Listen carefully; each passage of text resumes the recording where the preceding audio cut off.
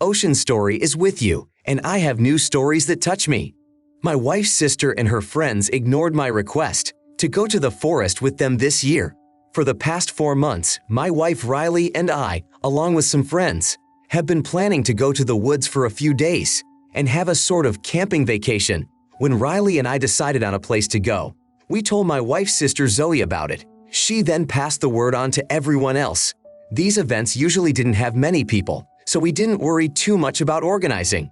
A few weeks before our trip to the forest together, we gathered as friends to spend time together. When we took a break to eat, the conversation turned to our upcoming trip. Zoe started asking more people about their ability to come with us. We initially planned to take about 13 people. One of my friends has a big van that we could put everything we needed in. He said that because of his work he would not be able to join us, but he would lend us his van. It so happened that most people refused to go. Some had important plans because they were celebrating their children's birthdays. One of my friends had to take an exam for his studies. It turned out that only 4 of my wife's friends and her sister could go. In total, there were supposed to be 6 people without me. During the conversation, when it became known that so few people would be able to go, Zoe came up to me and said it would be great if I stayed home, because now they will have mostly girls in their company, and they want to have women's nights, and I would clearly be out of place among them. These words were not very pleasant for me. It's very important for me to have time to unload a little bit from my work. I did not agree with this opinion, so I started getting angry and asking a lot of questions to Zoe. What right does she have to make such a decision not to invite me on a trip, which I actually planned and was one of the organizers? And now Zoe is telling me I'm sorry, but it will be better for us if the men are not with us. I was surprised that Zoe told me this under such circumstances. There used to be no big problems. When I stayed with my wife Riley with her friends, the girls often discussed their female topics and no one minded me being there. So I was confused and worried that I would be a distraction, a nuisance to them. My wife also supported her sister's opinion. They started to ignore my questions on the subject. In fact, my wife was sorry that this was happening, but Riley did not want to miss the opportunity to go somewhere and get away from all the problems. Riley feels torn and thinks about it a lot. I have talked to her about it, and I want Riley to influence her sister's opinion. However, my wife tries to be liked by people and does not want to make a fuss. I have already written that sometimes I sat in the company of my wife's friends. Her friends have certain stereotypes about men that they strongly believe in and often discuss various issues. When I heard something strange, I tried to understand what they were talking about, but they always say they are joking, but it makes me feel like they really mean it. I am surprised by the attitude of my wife's friends towards me. I have never done anything bad for them. On the contrary, whenever Riley said that she needed to help her friend, I made an effort to fulfill the need. Despite my good attitude towards them, all of Riley's friends believe that they would be better off without me. I have hosted them at my home and always tried to make them feel comfortable in my house. So this decision is completely incomprehensible to me. Riley and her sister often asked me if I was too upset with them. I told them that it was all a mix-up and that I had planned the trip, so it wasn't up to them. However, when I expressed my opinion, the girls started acting like I was emotional, like a small child, and I just needed to get over it. After a few days, I decided that I refused to talk to some of them. The opinion of my wife's friends really annoyed me. So the best solution was to just limit their influence on me. The next time my friends came to my house, I ignored their questions and acted as if they were not talking to me. Because of this, everyone began to think that I was a very fragile person and was offended by trifles. In fact, I don't care who I go with or when. It doesn't even matter what kind of weather it is. I just want to enjoy the trip I have planned, regardless of whether I am a man or not. I don't think telling them I'm going anyway will change anything. A week before the trip to the forest, I raised this issue. However, Zoe kept telling me, dude, it's settled and you're not coming with us. Then I felt like a child who is guilty before his parents and is being punished in this way. I feel really bad about it, but Riley's friends think I'm annoying and stupid. What did I do to deserve to be treated like that? Jack, my wife also likes to spend time with her friends. Most of the time I don't sit with them because their conversations don't suit me. As for your story, get angry and ask a lot of questions. especially if your initial reaction was to want to have women's nights out. Maybe not the best way to solve your problems. It is very important to have open and respectful communication with your wife and her friends, and not react with anger, which can only create more tension. At first, I had a conflict with my wife about her friends, but a few heart-to-heart talks resolved it, and we don't fight anymore. If you don't know what to do, talk to your wife and Zoe more sincerely. This will give you a much better understanding than simple insults. Nora, your wife's friend's behavior towards you is really puzzling, especially since you have made an effort to be friendly and supportive. However, by ignoring them and refusing to communicate further, you are only perpetuating the misunderstanding and miscommunication. Men are often unable to acknowledge their feelings, so they start to show their aggression or frustration. Wait until your friends are free and go with them, separately from the women. I don't see any problem with that. Instead, try to have a calm and honest conversation with your wife and her friends to clarify your feelings and concerns. Luke, dude, I'm really sorry that these women allowed themselves to be treated so rudely. Book yourself a cool trip, make some new friends, because right now you are hanging out with a bunch of idiots who are not your friends. I love how they try to make you believe that it's okay that you won't be with them. Why did they decide to reject you based on your gender? Like, you're a man, so you won't be with us. And it doesn't matter that these girls have discussed their female details in front of you a bunch of times. I'm just sick of their behavior. A story that really surprised me. My wife Lily and I have been together for over 30 years and have a happy life. Lily and I have 2 children. One is my eldest daughter Eleanor, who is 28 years old, and my son Dylan, who is 20 years old. A few days ago, we had an unfortunate situation. More precisely, it happened to me at a family dinner. My daughter had been dating her boyfriend, Grayson, for a long time. They are getting married in 3 months, and we were partly preparing for it. At the family dinner, we were talking about different memories of our family, and I was telling Grayson interesting facts about his future wife. The conversation was going great, and there were no signs of anything bad happening. I told a lot of stories about Eleanor's childhood. I even brought out our old album and started showing photos to go with the stories. I told Grayson that my daughter used to say, "Daddy, when I get big, I'm going to have a lot of kids." I started to say to Grayson, "Finally, someone will be able to fulfill my daughter's dream," and I patted my son-in-law on the shoulder. A few seconds later, Grayson's expression changed. He stopped smiling and became depressed. Everyone could see the change in Grayson. I was very concerned and started to ask if I had offended him. My daughter started screaming at me to stop making my stupid jokes. I was shocked and asked her what happened, because I certainly didn't mean to upset him, and I'm very sorry if I did. My daughter started to tell me that she and Grayson had medical tests before they got married. Her future husband had certain health problems, and the doctor said that the chance of Grayson being a dad was too small, actually 0. I sincerely apologized and said that if I had known, I would never have joked about it. I felt very bad that I had caused such a blow to my daughter's family. I tried to apologize to Grayson more than once, but it was not enough to save our dinner. Grayson and Eleanor thanked Lily and me for inviting them to the family dinner and went to their house.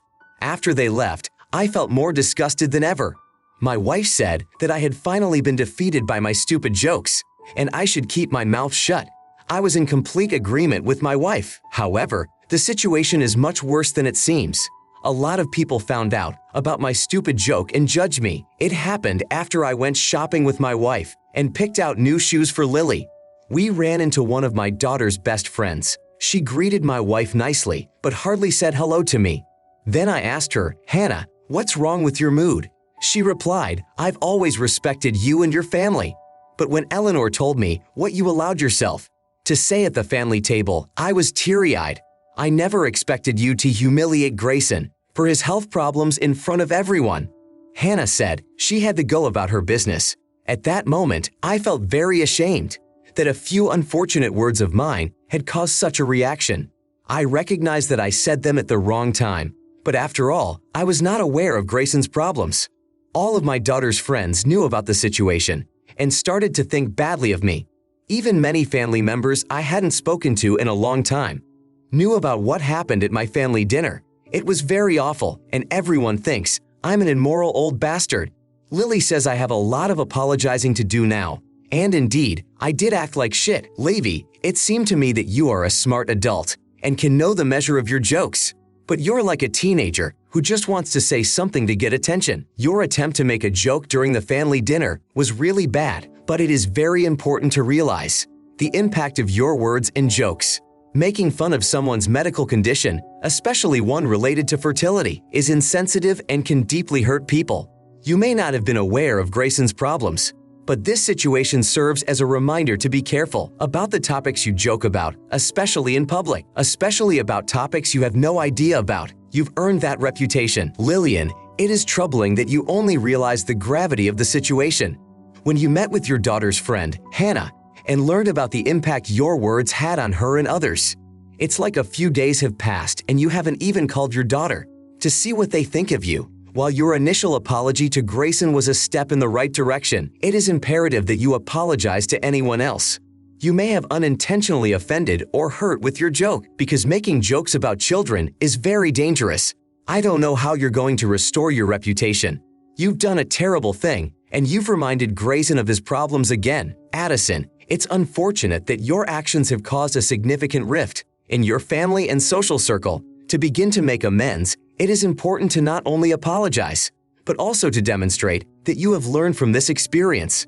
Engage in open and responsive conversations with those you may have offended, including your daughter's friends, and work to rebuild trust and understanding. Otherwise, you will remain an immoral old bastard who knows no bounds in his jokes, and everyone who says that will be right, because you won't fix the situation.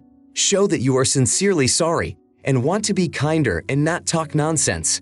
I wonder what your son and your wife think of you. They must be very ashamed of your behavior. Now I want to tell a different story. For 6 years, I have been living with my mom and her new husband, David. When my mom married David, he had 2 daughters. Madison is 11 years old and Luna is 7 years old. Last Saturday, my mom and David planned to go out with their friends to grill meat and spend time together. My mom told me that I couldn't go with them because she and David wanted to take some time off. I didn't really care about going with them and listening to boring stories I had heard before, since I didn't get an invitation and I didn't want to be stuck at home with 2 half-sisters. I decided to make plans myself. My friends were free at the time, so I decided to go to my friend's house, calling my girlfriend and a few other friends with me. Before my mom and her husband left, David approached me. He said that he would really like it if I could watch his daughters until tomorrow. I understood that they were planning to go to their friend's place for the whole night, but my parents had never paid me for a babysitter and felt that I owed it to David to watch the kids. Given that Madison and Luna are quite young, they have a lot of energy and a desire to do something. So no, thank you. I started to protest and refused David's request. My mom tried to pressure me, but I still stood my ground. Eventually, my mom was able to call a friend of hers who could babysit Madison and Luna. It was Saturday and I was choosing what outfit to wear to go to my friend's house. This all happened when David and my mother left for a party at their friend's house. 30 minutes after they left, I got a text from David saying that his wife's friend would not be able to stay with Madison and Luna, so I would have to stay home and take care of the girls. I wasn't entirely surprised by this turn of events. I replied in a message that I was sorry, but I had my own important plans that I would not cancel.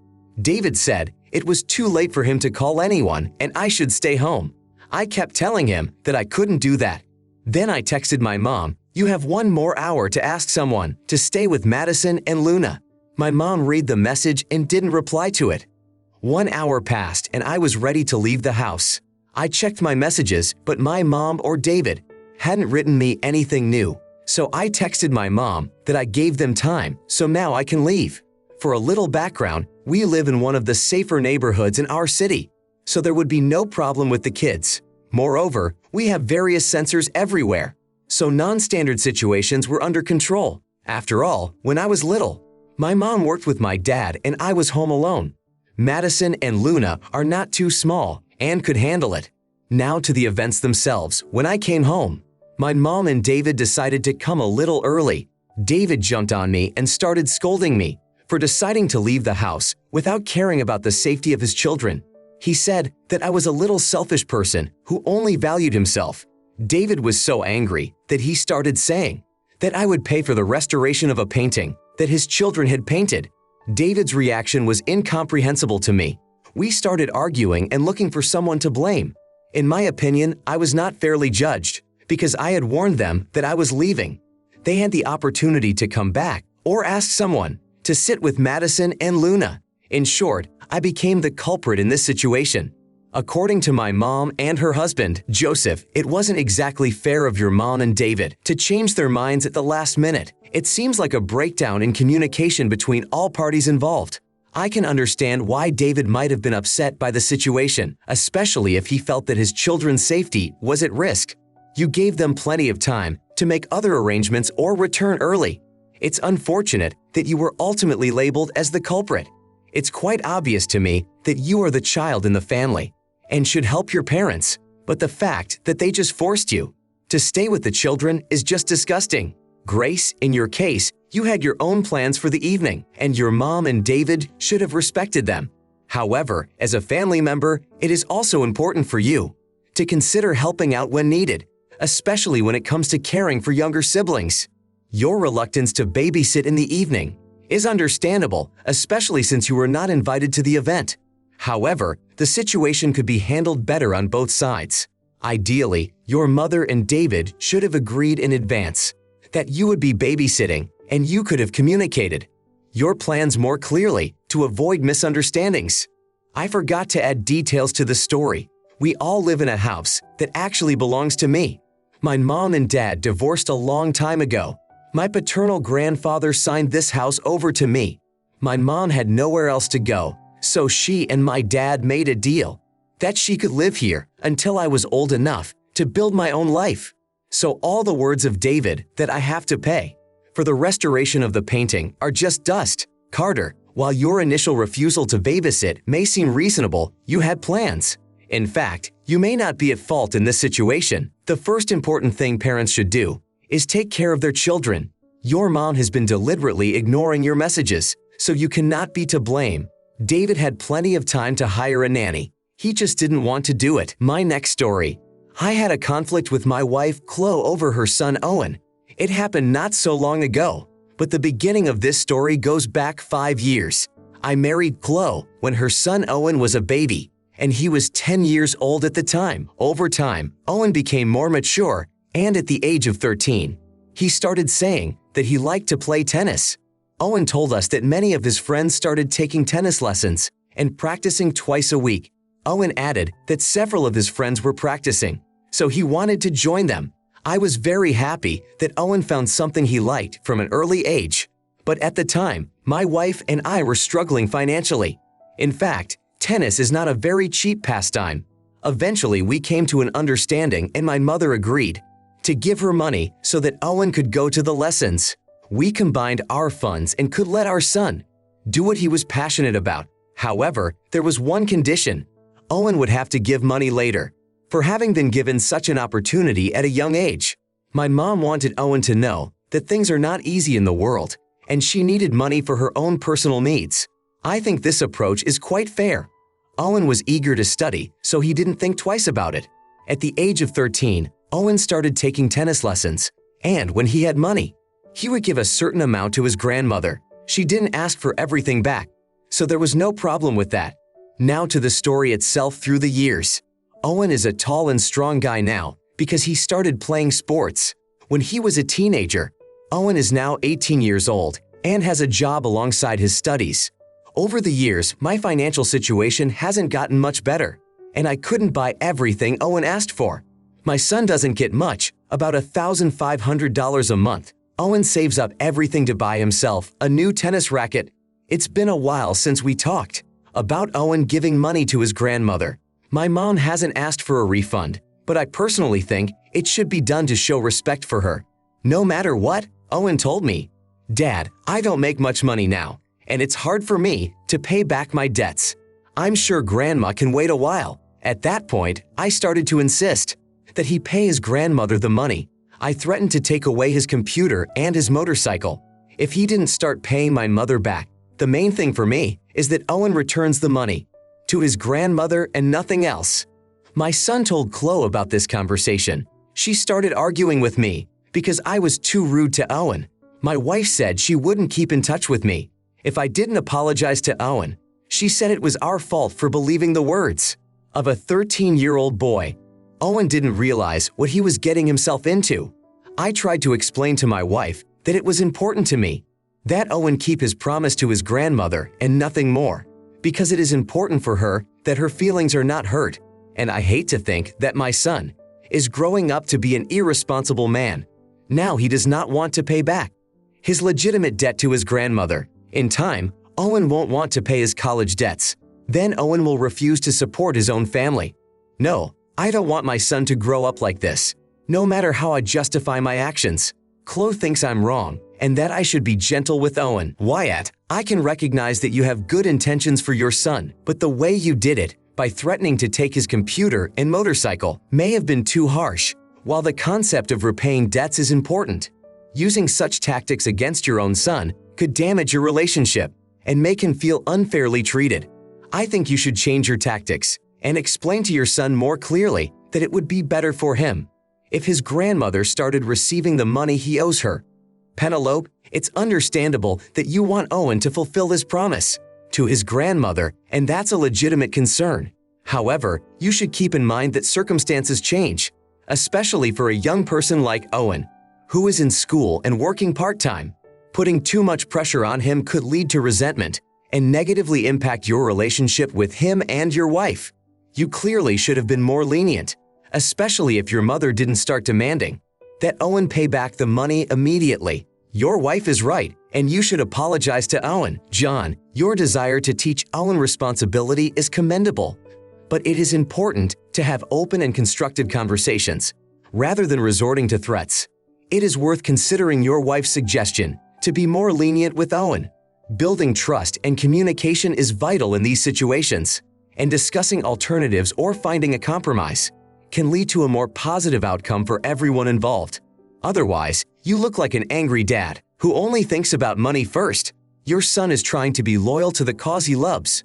Most parents resort to such ridiculous punishments and then spoil their relationships with their children forever. Your example with Owen is very accurate. Next story. I never had great qualities as a caring father, but I tried to raise my children to be great. I have my son Isaac, who is 13 years old. I also have a daughter who is 10 years old. And not too long ago, my wife Aubrey gave birth to a little girl. A week ago, I noticed that Isaac was coming home, very upset from school or a walk with his friends. I tried to ask him about it, but Isaac didn't really want to talk. I didn't want to bother him, so I asked my son's best friend when he came to my house. While Isaac was outside, I sat down on the couch where Gabriel was. I asked him what happened to my son. For several days now, Isaac has been walking around very irritated and does not want to talk about anything. Gabriel told me that when they were at school, they were in physical education class. They had to do push-ups at least 5 times and pull-ups on the horizontal bar as many times. Isaac did each exercise twice and never made the minimum score. Because of this, many of his classmates started laughing at Isaac and humiliated him, telling him he was weak. Since then, Isaac has been very hurt and does not want to talk to anyone at school or his other friends. I can admit that my son is far from athletic and likes to play video games and eat a lot of sweets. Isaac is not fat, just a little overweight. I thanked Gabriel for telling me this. I started thinking about what I could do to help my son. The next days, I took action by adding new products to my shopping list. I crossed off all the candy and drinks for my family. I wanted to support Isaac, so we would all be without it for a while. No one noticed the first days and there were no problems. One day we were all walking in the park and looking at a small lake. Then we were walking and my wife wanted ice cream. Usually, if we buy something, it is bought for everyone. I bought ice cream for absolutely everyone except my son. Isaac started asking me, "Dad, where's my portion of ice cream?" It wasn't the first time I didn't buy something for Isaac. So this time I didn't hide it and told my son, "You've been eating too many sweets lately, and you don't want to share your life. Finally, I asked you for 2 weeks, what was wrong with you? And you didn't say a word, but now you've said 20 words to find out why I didn't buy you ice cream. Until you tell me something, I'm not going to buy you anything sweet for the rest of the walk." Isaac didn't talk to me and walked next to Aubrey. My son has been angry with me for a week now and ignores any attempts to talk to him. My wife still scolds me and says that I did a very bad thing and had no right to judge my own son like that. Even my daughter was concerned about my behavior. Maybe it sounded wrong, but I didn't mean anything bad. I just wanted to say that to my son, that I am his real dad, that Isaac can always come to me if he needs me. Julian, so you literally started starving your son to tell you something. Don't you think your methods of talking to your own son are too old and rude? I think that such behavior from an adult is inexcusable. Buy yourself some literature or go to a parenting course to learn how to talk to children. I even treat my dog better than you treat your son Isaac. You should be ashamed of yourself for choosing to raise your son in such a rude manner. If some people found out about this, you would lose your reputation as an adequate father. If I were your son, I wouldn't talk to you either, because you have acted like Isaac's friends. Apologizing is no longer the answer. Mateo, your approach seems to have inadvertently done more harm than good by singling Isaac out, not buying him ice cream, and criticizing his sweet intake in front of this family. You may have made him feel even more embarrassed and alienated. It is important to address such issues in a sensitive and supportive manner rather than using punitive measures. Your son is going through a difficult time, and it is important to create an open and non-judgmental environment where he feels comfortable discussing his feelings and experiences. My old father always solved all issues with me with a belt. I hated him more for that than for those who hurt me with words. You should be afraid that your son Isaac will lose all respect for you and will not think you are a good dad. Ellie, try to understand his point of view and your son's feelings. Before you take any action, it's very important to rethink your approach to solving his problems. While limiting his sugar intake may be a reasonable solution, it should be discussed with compassion and understanding, not as a form of punishment, because such drastic actions are unlikely to provide any positive solution in this story. Talk to your wife, Aubrey.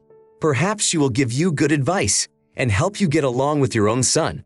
I've never liked parents who do whatever feels right to them without talking to their children about it.